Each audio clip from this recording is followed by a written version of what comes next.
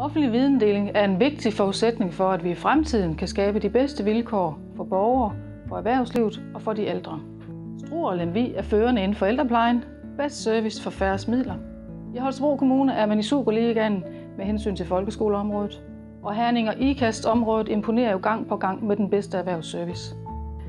Men direktørerne på de kommunale gange vidensdeler ikke. De spilder vores allesammens ressourcer ved ikke at tænke kommunerne ind som en stor virksomhed, der selvfølgelig bruger hinanden til hele tiden at forbedre den service, som vi betaler for. Samfundet får ikke flere penge i fremtiden.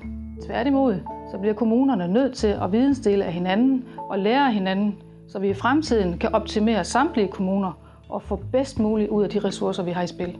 Det handler ikke om at skære i den offentlige sektor. Det handler om at bruge midlerne mere effektivt, mere varmt, til fordel for sygehusene, ældreområdet, psykiatrien og folkeskolen. Derfor er flere varme hænder mit mål i Folketinget, og direktørgangene i kommunerne kan godt begynde at kigge hen mod døren.